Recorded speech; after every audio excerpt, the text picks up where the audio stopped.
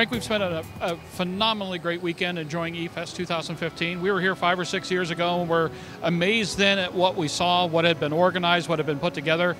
Now, 5, 6 years later, we're even more impressed by the industry and the event. How did eFest come together? Where are its roots?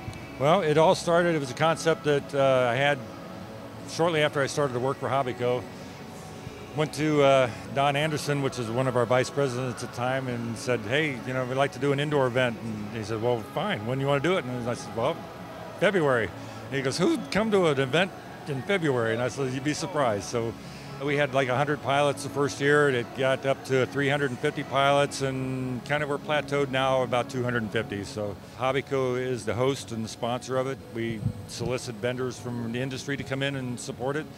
Pilots obviously are enjoying themselves. They come from all over the country to come in for it. So the whole goal is to just come and relax, have some fun, no pressure, enjoy yourselves, and it gives everybody a break in the winter that are in a hobby that can't fly outside. So This should be, by all intents and purposes, when you see a couple hundred people here and I don't know how many hundreds of aircraft within this confined space, this should be chaos.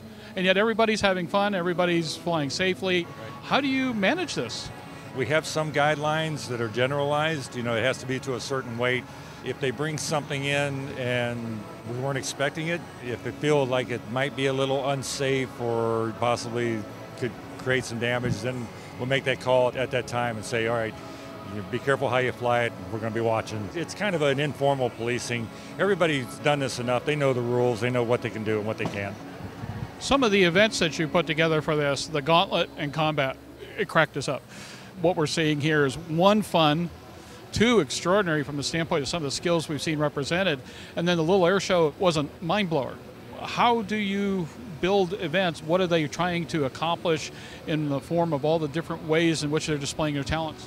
Well, it's kind of a mix. You've got the average modeler that likes to tinker and design things, and they'll go buy some foam and start cutting out parts and try it, and if it flies, they make adjustments to it.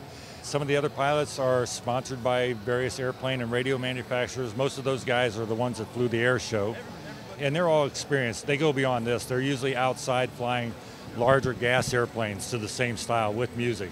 So what's the future for eFest? Where do you take it from here? It's really not up to us. It's what the hobby trends are stating and what the industry is looking at. Right now, quadcopters are all the rage, you know, so everybody's doing quadcopters. We found most of the time in our hobby, everything's kind of cyclic. Quads will be here for a little while, airplanes will come back, then people will go to cars. So you just kind of ride it out. It all eventually evolves and comes full circle. So how can somebody find out about when eFest will be next year? They can go to the eFest website. Frank, for all intents and purposes, everything we've seen, it's an extremely well-run event. I'm really happy to see so many families flying together. There's a sense of community here that we don't necessarily see throughout the rest of aviation. And I hope somehow some of the people will take a look at some of the things that are happening here and maybe learn a few things. Well, exactly. We've really promoted heavily within the local area on TV, radio, and newspaper. And as you could see last night by all the kids that were out there, because the kids are the future of the hobby. So if you can get them interested in now, they'll start into RC and hopefully advance to other things, and that keeps the family together. You know, they can either come do this, have some fun creating, building their aircraft, or they can sit there and play on their phones and their iPads and their computers. And I would say that probably 50% of the people would say, I want my kid outside, getting some fresh air, doing something other than looking at a screen. Well, Frank, congratulations on a very well run, very enjoyable, and quite remarkable event. Oh, well, thank you. Well, appreciate you guys coming and supporting it, and hope to see everybody here next year. We'll be back. Thank you, sir.